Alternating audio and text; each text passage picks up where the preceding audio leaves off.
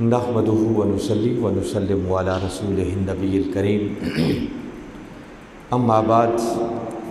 فاعوذ باللہ من الشیطان الرجیم بسم اللہ الرحمن الرحیم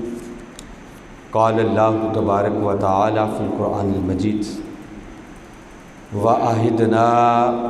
إِلَىٰ إِبْرَاهِيمَ وَإِسْمَاعِيلَ أَن طَهِّرَا بَيْتِيَ لِلطَّائِفِينَ وَالْعَاكِفِينَ وَالرُّكَّعِ السُّجُودِ صدق اللہ العظیم۔ معزز حاضرین و سامعین، اللہ رب العزت کا بے پایہ فضل و احسان ہے کہ جس نے اپنی توفیق خاص اور حضور نبی اکرم صلی اللہ علیہ وآلہ وسلم کے نالین مبارک کے تصدق سے ہمیں اپنی بارگاہ میں حاضر ہونے کی توفیق عطا فرمائے۔ دعا ہے کہ اللہ رب العزت ہماری اس حاضری کو قبول فرمائے۔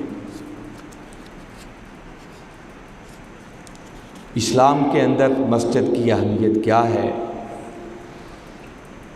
اور مسجدوں کی تعمیر، پھر مسجدوں کی تزئین و آرائش اور مسجدوں کی صفائی، اللہ اور اس کے رسول صلی اللہ علیہ وسلم کے نزدیک ان کاموں کی اہمیت کیا ہے، اس موضوع کے حوالے سے ہماری گفتگو چل رہی تھی، اور میں نے پچھلے جمعۃ المبارک بھی اس حوالے سے عرض کیا تھا کہ مسجد کی اہمیت کا اندازہ کرنا ہو تو آپ ذرا چشم تصور میں لائیں کہ اس مسجد کو اللہ نے اپنا گھر قرار دیا ہے۔ تو ذرا سوچیں کہ جس جگہ کو، جس مکان کو وہ اپنا گھر قرار دے تو اس کی اہمیت اور عظمت کا اندازہ کون کر سکتا ہے۔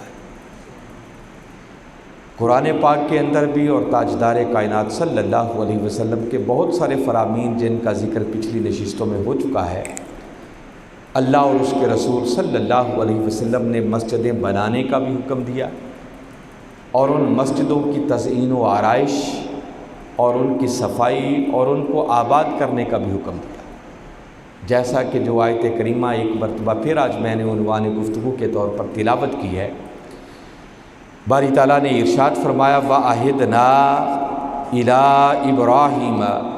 وَإِسْمَاعِيلَ أَن طَهِّرَا بَيْتِيَ لِلطَّائِفِينَ وَالْعَاكِفِينَ وَالرُّكَّعِ السُّجُودِ، فرمایا کہ ہم نے ابراہیم اور اسماعیل علیہم السلام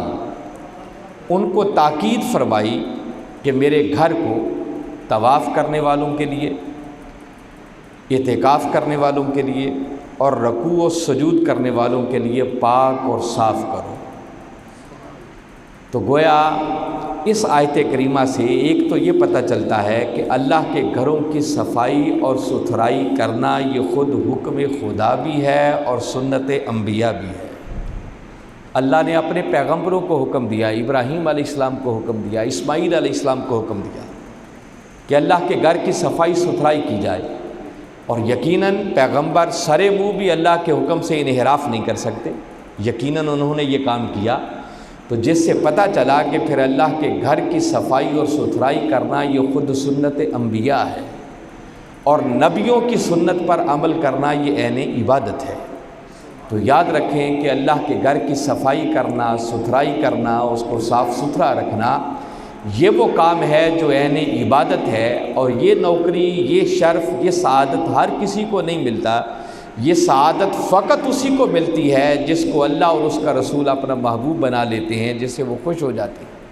اور اس سے پھر اپنے گھر کی صفائی ستھرائی کا کام لیتے ہیں۔ دیکھیں نا، اللہ رب العزت انسانوں میں سے جسے اپنا محبوب بناتا ہے اسے منصب نبوت پر فائز کرتا ہے، اور پھر نبیوں میں سے بھی جس کو مزید اونچا درجہ دینا چاہے اس کو مقام رسالت پر فائز کرتا ہے۔ اور ابراہیم علیہ السلام، اسماعیل علیہ السلام یہ اولو العزم رسل میں سے ہیں، اللہ رب العزت نے ان کو بہت اونچا درجہ اور مقام عطا کیا، اور ابراہیم علیہ السلام تو وہ اللہ کے محبوب پیغمبر ہیں کہ جن کو جد الانبیاء ہونے کا شرف عطا کیا گیا، کہ اللہ رب العزت نے ان کی نسل میں سے انبیاء کا پورا سلسلہ جاری فرما دیا، اور اپنے آخری پیغمبر حضرت محمد مصطفیٰ صلی اللہ علیہ وسلم کو ابراہیم علیہ السلام اور اسماعیل علیہ السلام کی نسل میں پیدا فرمایا۔ تو ذرا اندازہ کریں کہ یہ اس درجے کی اللہ کی محبوب ہستیاں ہیں جن کو اللہ رب العزت اپنے گھر کی صفائی اور ستھرائی کا شرف عطا کر رہا ہے۔ جن کو حکم دے رہا ہے کہ ابراہیم اور اسماعیل آپ میرے گھر کو صاف ستھرا کیا کریں، آپ اس کی تزئین و آرائش کریں، جو یہاں طواف کرنے کے لیے آئیں، جہاں اعتکاف کرنے کے لیے آئیں، رکوع کرنے کے لیے آئیں، سجدے کرنے کے لیے آئیں، ان کے لیے میرے گھر کی صفائی اور ستھرائی کریں۔ تو جس سے پتہ یہ چلتا ہے کہ اللہ اپنے گھر کی خدمت کی توفیق، اپنے گھر کی صفائی اور ستھرائی کی توفیق، اور اپنے گھر کی تزئین و آرائش اور اپنے گھر کی خدمت کی توفیق فقط اسے عطا کرتا ہے جسے پہلے اپنا محبوب بنا لیتا ہے۔ اور جب کوئی شخص اللہ کے گھر کی پھر صفائی اور ستھرائی کرتا ہے تو اس خدمت کے صدقے اللہ اس کے من کو پاک اور صاف کر دیتا ہے۔ جو صحیح معنوں میں اللہ کا گھر ہے، جس تاجدار کائنات صلی اللہ علیہ وسلم نے فرمایا قلب المؤمن عرش اللہ، کہ مومن کا قلب اور دل یہ اللہ کا عرش ہے۔ تو اس خدمت کے صلے میں اللہ رب العزت اس کے من کو پاک اور صاف کر دیتا ہے، اور جس کا دل صاف ہو جائے، دل اجلا ہو جائے، دل پاک ہو جائے، سمجھو اس کی دنیا بھی سنور گئی اور اس کی آخرت بھی سنور گئی۔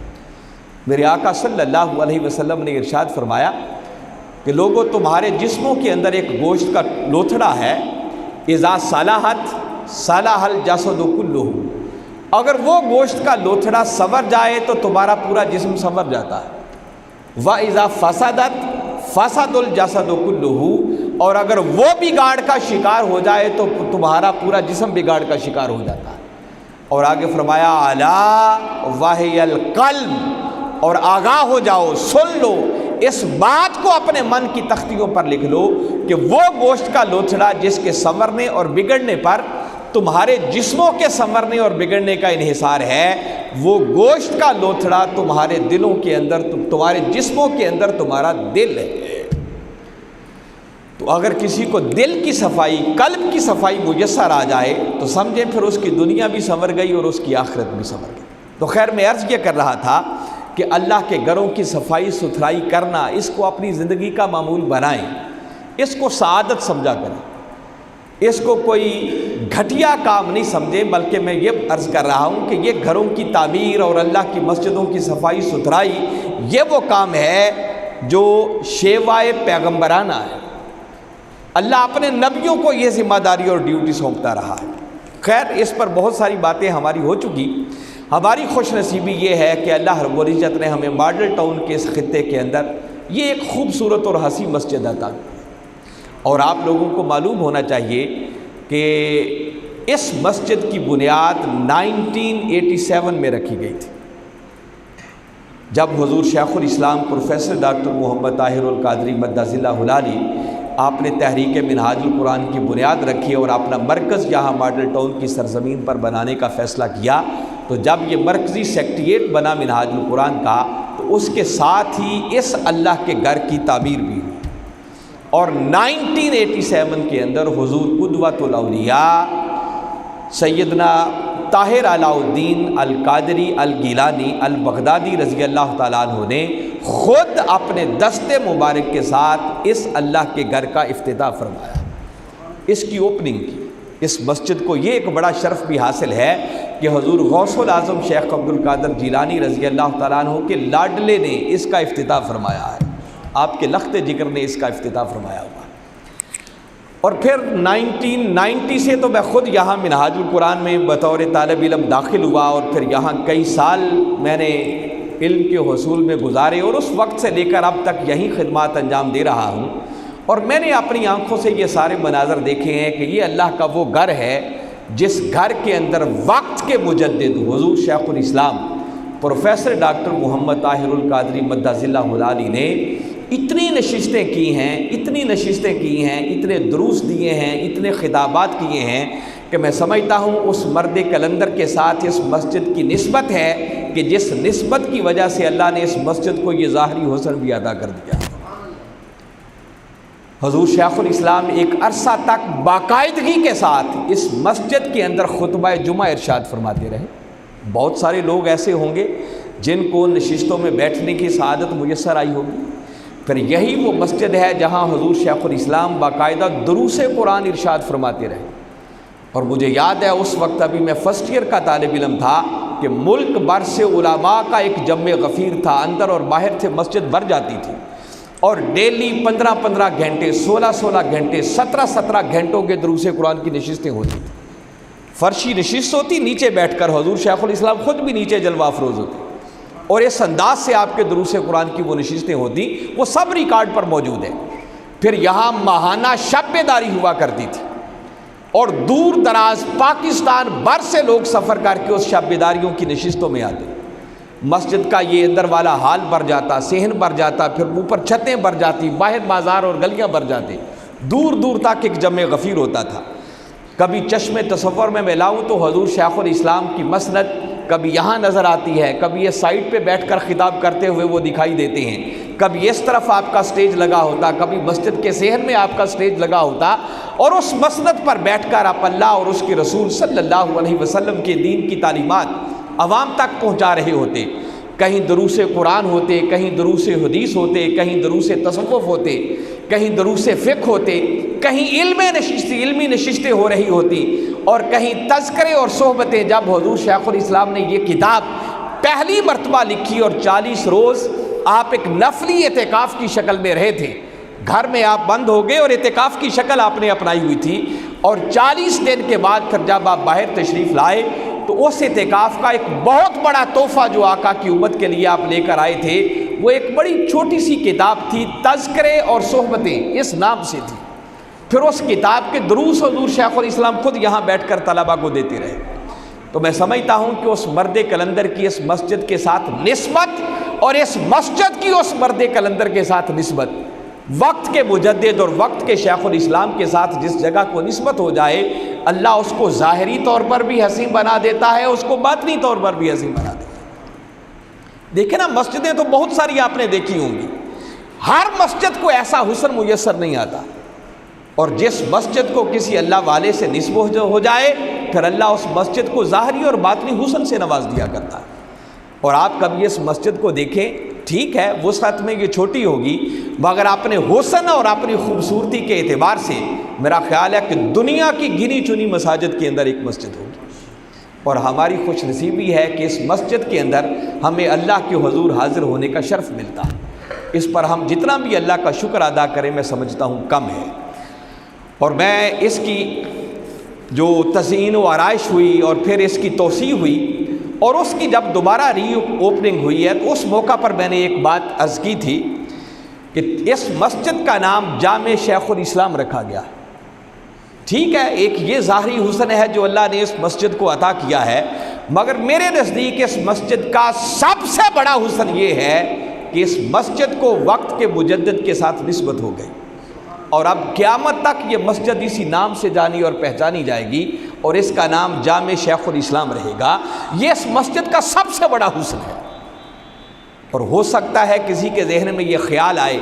کہ اس مسجد کا نام جامع شیخ الاسلام ہونا یہ مسجد کے لیے شرف کی بات ہے یا حضور شیخ الاسلام کے لیے شرف کی بات ہے۔ میں انکار نہیں کرتا، دونوں طرف یہ بڑے شرف کی بات ہوگی، مگر سچی بات یہ ہے کہ سارے انسان برابر نہیں ہوتے۔ خود تاجدار کائنات صلی اللہ علیہ وسلم کا یہ ارشاد مبارک آج بھی ہم اپنے کانوں میں گونجتا ہوا سن سکتے ہیں کہ میرے آقا صلی اللہ علیہ وسلم اللہ کے گھر کا طواف کر رہے ہیں، خانہ کعبہ کا طواف کر رہے ہیں، اور طواف کرتے کرتے آپ اچانک رک گئے اور رک کر فرمانے لگے کہ اے کعبہ، میں بھی تیرا طواف کرتا ہوں، مگر کہیں یہ نہ سمجھ لینا کہ چونکہ میں بھی تیرا طواف کرتا ہوں تو شان تیری اونچی ہو گئی۔ فرمایا نہیں، اللہ کی عزت کی قسم جس کے قبضہ قدرت میں مجھ محمد کی جان ہے، فرمایا میری امت کے بعض مرد مومن ایسے ہیں کہ جن کی شان اے کعبہ خود تجھ سے بھی بڑھ کر ہے۔ تو آقا کی امت کے بعض مرد مومن ایسے ہیں جو آقا کا ارشاد مبارک بتا رہا ہے کہ عام مسجد تو کیا، کعبہ بھی ان کی عظمت کا مقابلہ نہیں کر سکتا۔ اور تاریخ بتاتی ہے، ہسٹری بتاتی ہے، کتابیں کبھی پڑھیں کہ یہی وہ کعبہ تھا جو حضرت رابعہ بصری کے استقبال کے لیے خود گیا ہوا تھا۔ وہ مرد مومن جن کی شان کعبہ سے بھی بڑھ کر ہو تو ذرا اندازہ کریں، پھر عام مسجد ان کی عظمت کا مقابلہ تو نہیں کر سکتی۔ اور ایسی ہی ہستیوں میں سے میں سمجھتا ہوں کہ حضور شیخ الاسلام پروفیسر ڈاکٹر محمد طاہر القادری کی ایک ذات مبارک ہے، آپ کی ایک ہستی ہے کہ جن کو اللہ رب العزت نے اتنا اونچا مقام عطا کیا ہے۔ اگر مسجد کا یہ ظاہری حسن ہے تو اس مرد کلندر کو بھی اللہ نے کوئی ظاہری حسن سے کم نہیں نوازا۔ میں تو قرآن کی آپ کو بات بتاتا ہوں، قرآن خود اس پر سند فراہم کرتا ہے کہ باری تعالیٰ نے ارشاد فرمایا افمن شرح اللہ صدرہ للاسلام فہو علی نور من ربہ، فرمایا اللہ جس شخص کا سینہ اسلام کے لیے کھول دیتا ہے تو وہ شخص اپنے رب کی طرف سے پھر ایک نور پر فائز کر دیا جاتا ہے، اس کو صاحب نور بنا دیا جاتا ہے، اس کو نور والا بنا دیا جاتا ہے۔ کس کو؟ جس خوش نصیب کا سینہ اللہ اسلام کے لیے کھول دے، جس کو اپنے اسلام کا فہم عطا کر دے، جس کا سینہ اسلام کی سمجھ کے لیے کھول دے، تو فرمایا وہ شخص اللہ کی طرف سے ایک نور پر فائز ہو جاتا ہے۔ تو بھئی جس شخص کا سینہ اسلام کی سمجھ کے لیے کھل جائے، وہ اگر اللہ کی طرف سے نور پر فائز ہو جاتا ہے تو حضور شیخ الاسلام تو وہ ہستی ہیں کہ جن کا فقط اپنا سینہ ہی نہیں کھلا، بلکہ انہوں نے سینکڑوں کے نہیں، ہزاروں کے نہیں، لاکھوں ایسے میرے آقا کی امت کے افراد ہیں کہ جن کے سینے اس مرد کلندر کی وجہ سے اسلام کے لیے کھل گئے، جن کے توسط سے اللہ نے ان کو دین کی سمجھ عطا کر دی ہے، دین کا فہم عطا کر دیا ہے۔ اور شرق سے لے کر غرب تک نہ جانے کتنے آقا کے ایسے امتی ہوں گے کہ جن کے سینے آقا کے دین اور آقا کے لائے ہوئے اسلام کی معرفت سے نور سے مزین ہو گئے، اور یہ ان کے سینے جو منور ہوئے اس کا ذریعہ اور واسطہ بنا تو وہ وقت کے مجدد حضور شیخ الاسلام پروفیسر ڈاکٹر محمد طاہر القادری۔ تو میں عرض یہ کر رہا ہوں کہ ذرا سوچیں کہ جس شخص کا اپنا سینہ اسلام کی سمجھ کے لیے کھل جائے، اگر وہ نور پر فائز ہو جاتا ہے تو جو شخص لاکھوں اور کروڑوں لوگوں کے سینے کھلنے کا سبب بنا ہو، تو سوچیں اس ہستی کے اپنے نور اور اپنے حسن کا عالم کیا ہوگا، اللہ نے ان کو کتنا بلند مقام و مرتبہ عطا کیا ہوگا۔ اور آپ کبھی ان کے چہرہ مبارک کو دیکھیں، کبھی غور کیا کریں، ان باتوں کو سمجھیں۔ آج کل ان کے لائیو خطابات آتے رہتے ہیں، کبھی سنیں۔ ابھی شب برات کے موقع پر جو آپ نے خطاب فرمایا ہے، تو آپ کبھی ٹک ٹکی باندھ کر ان کے چہرے کو دیکھیں تو نور جھلکتا ہوا آپ کو دکھائی دے گا۔ اللہ نے ظاہری طور پر ایسا نور ان کو عطا کر رکھا ہے،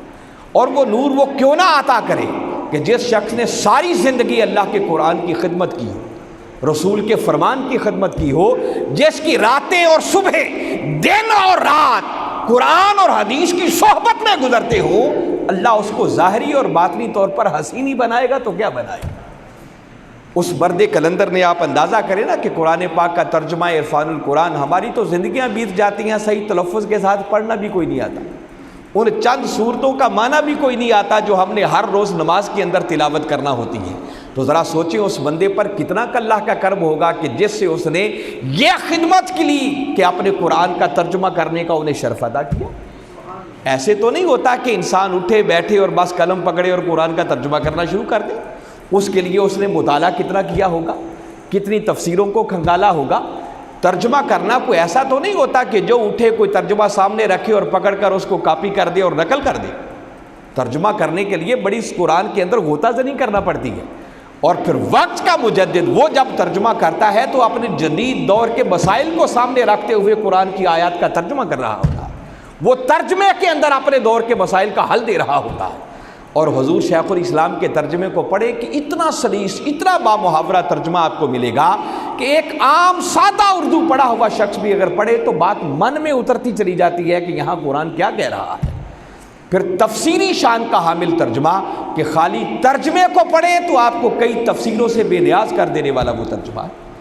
پھر قرآن پاک کا ترجمہ ہی نہیں، پھر آپ نے جو قرآنی انسائکلوپیڈیا لکھا ہے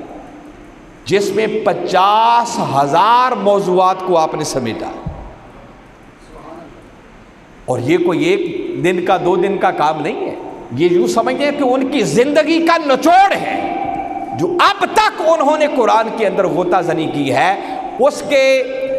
نچوڑ کے طور پر آپ نے قرآنی انسائکلوپیڈیا جو 8 جلدوں پر مشتمل ہے وہ بنا کر اس امت کے سامنے پیش کر دیا ہے کہ دنیا کے جس موضوع کو قرآن کی روشنی میں آپ پڑھنا چاہیں، قرآن اس پر کہاں اور کیسے رہنمائی فراہم کرتا ہے، وہ سب کچھ آپ نے قرآنی انسائکلوپیڈیا میں جمع کر دیا ہے۔ پھر آپ کبھی غور کریں کہ صدی کے اندر اگر قرآن سے بات کرنا سکھایا ہے تو یہ سارا کریڈٹ اس وقت کے مجدد حضور شیخ الاسلام کو جاتا ہے،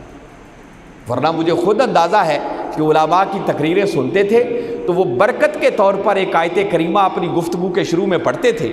اور اس کے بعد پوری تقریر میں شاید اس آیت کا ترجمہ کرنے کا بھی موقع نہیں ملتا تھا، بس قصہ کہانیوں پہ بات چلی جاتی تھی۔ اس صدی کے اندر اگر قرآن اور رسول کے فرمان سے بات کرنا سکھائی ہے تو وہ ڈاکٹر محمد طاہر القادری نے کرنا سکھائی۔ پھر حدیث پر آپ نے جو کام کیا ہے وہ کم و بیش 6 صدیوں کے بعد دوبارہ حدیث پر کام ہوا۔ آپ کی کتاب المنہاج السوی، صرف اسی کتاب کو آپ دیکھیں تو وہ آپ کی فردیات میں شامل ہے، مگر ہمارا چونکہ مطالعہ سے شغف ہی نہیں ہے، اس لیے ہمیں ان چیزوں کا اندازہ نہیں ہوتا کہ کس شخص نے کیا کام کیا ہے، کیا مار کا سر انجام دیا ہے۔ جو اس فیلڈ سے تعلق رکھنے والے لوگ ہیں، کبھی ان سے پوچھیں کہ ڈاکٹر طاہر القادری نے حدیث پر کتنا لاجواب اور بے مثال کام کر کے اس صدی میں دکھایا ہے، محدثانہ طرز پر نئی ابواب بندی کی ہے، اور اس دور کے مسائل کو سامنے رکھتے ہوئے پھر عنوانات قائم کیے ہیں، اور ان کے نیچے تاجدار کائنات صلی اللہ علیہ وسلم کی احادیث لا کر ان مسائل پر جو دلوں کے اندر شکوک و شبہات پیدا ہو گئے تھے اس صدی کے اندر، اس دور کے اندر، ان سب شکوک و شبہات کو حضور شیخ الاسلام نے رفع کر دیا۔ پھر کم و بیش کوئی 125 کے لگ بھگ آپ نے 40 احادیث پر مشتمل ترتیب دی ہے، اور ابھی جیسے یہ ایک میرے سامنے ان میں سے کتاب ہے، اس سلسلہ 40 میں سے 40 احادیث مبارکہ، 40 کا معنی ہوتا ہے 40، میرے آقا صلی اللہ علیہ وسلم نے اپنی شفاعت کی خوشخبری سنائی کہ جو شخص میری 40 احادیث کو جمع کرے گا، فرمایا میں اسے اپنی شفاعت کی بخشش کی خوشخبری عطا کرتا ہوں۔ اور حضور شیخ الاسلام نے مختلف موضوعات پر 40 نہیں بلکہ اس سے بھی زیادہ احادیث کو جمع کر کے کم و بیش 125 کے لگ بھگ 40 لکھ ڈالے۔ یہ ایک نیا کام ہے، صرف ایک کتاب کو پڑھ لیں تو اس مسجد کے سبجیکٹ پر آقا صلی اللہ علیہ وسلم نے کیا کیا فرمایا ہے وہ سارا آپ کو اسی ایک کتاب کے اندر آپ کو مل جائے گا۔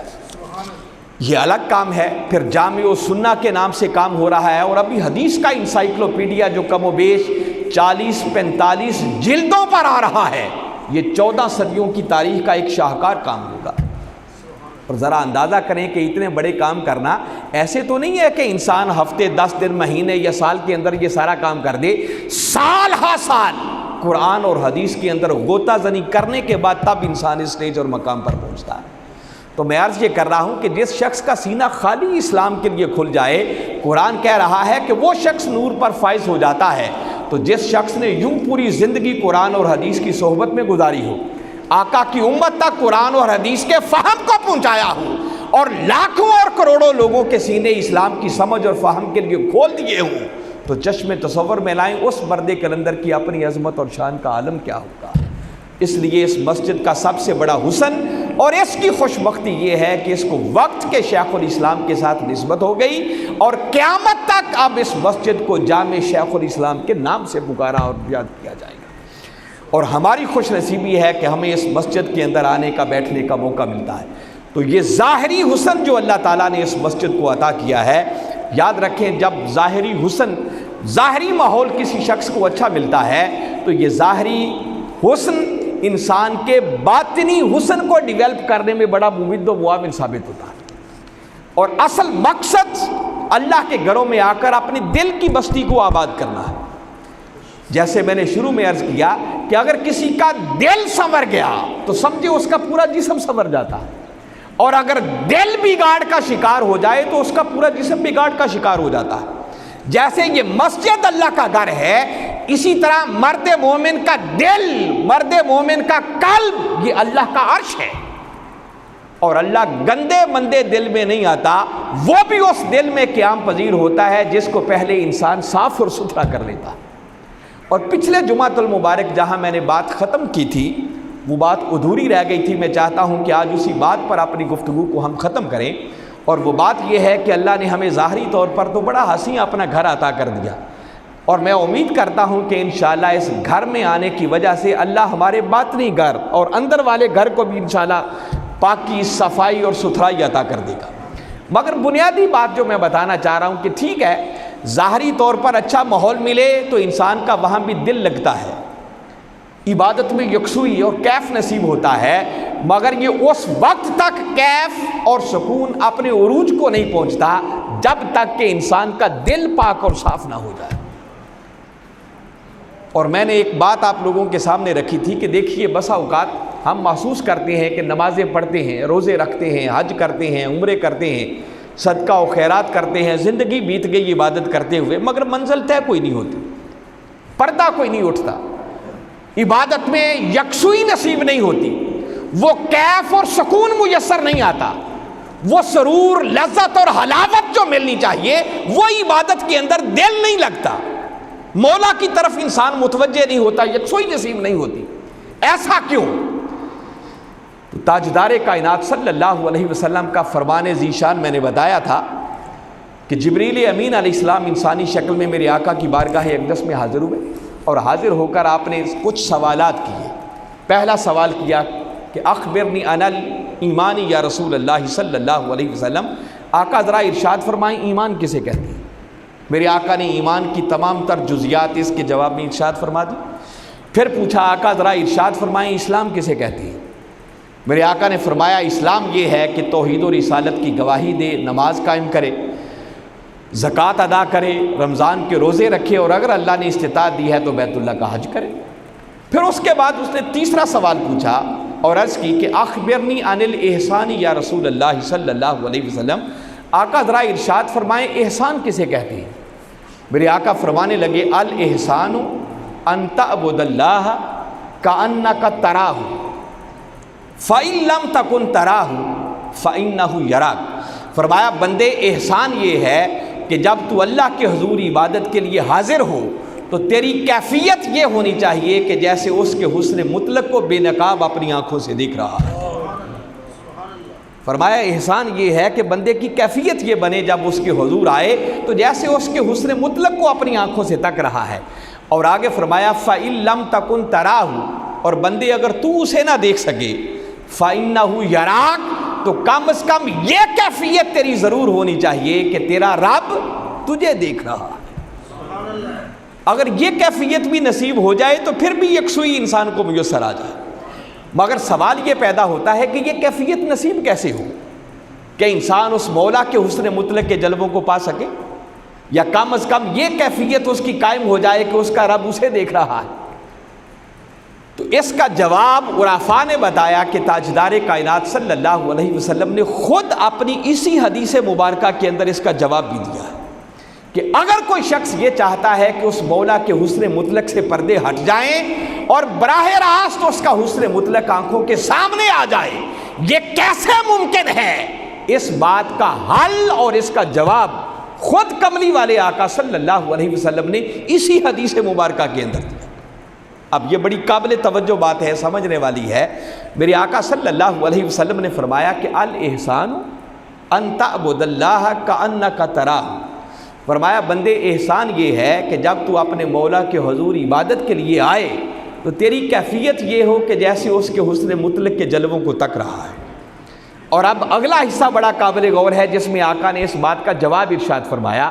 آگے ظاہراً معنی تو روایت کا یہ بنتا ہے کہ آقا فرما رہے ہیں فَإِن لَمْ تَكُنْ تَرَاهُ، بندے اگر تو اسے نہ دیکھ سکے فَإِنَّهُ يَرَاكَ، تو پس پھر وہ تجھے دیکھ رہا ہے۔ عرفاء کہتے ہیں، صوفیاء کہتے ہیں کہ ہاں ظاہری عبادت کا معنی تو یہی ہے، مگر یہ حصہ جو اس عبارت کا ہے میرے آقا نے فرمایا فَإِن لَمْ تَكُنْ تَرَاهُ، بندے اگر تو اسے نہ دیکھ سکے، اگر اس کو دو حصوں میں سپلیٹ کر دیا جائے، الگ الگ کر دیا جائے اور درمیان میں ایک سٹاپ کیا جائے، تو اللہ تعالیٰ نے اسی عبارت کے اندر اس مولا کے حسن کو تکنے کا راز بتا دیا۔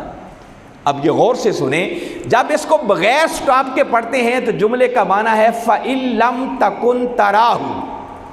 بندے اگر تو اسے نہ دیکھ سکے۔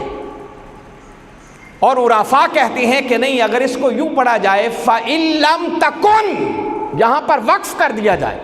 سٹاپ کر دیا جائے، تو اگر یہاں رک کر اس کا معنی کریں گے تو اس کا معنی یہ ہے، آقا فرما رہے ہیں فَإِن لَمْ تَكُنْ، بندے اگر تو نہ رہے،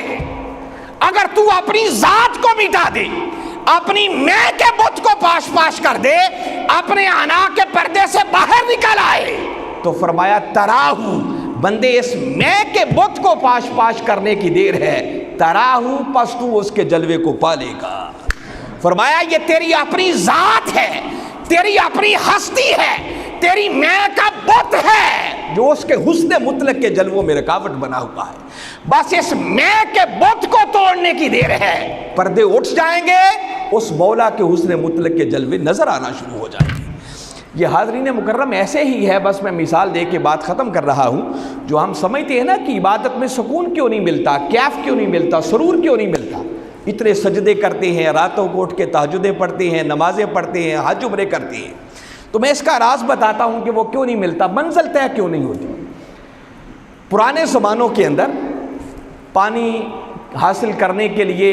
یہ جس طرح کا آج جدید سسٹم آ گیا ہے، موٹریں آ گئی، ڈونکی پمپ لگ گئے، آپ بٹن آن کرتے ہیں پانی میسر آتا ہے، ایسا سسٹم تو ہوتا نہیں تھا، کنویں ہوتے تھے،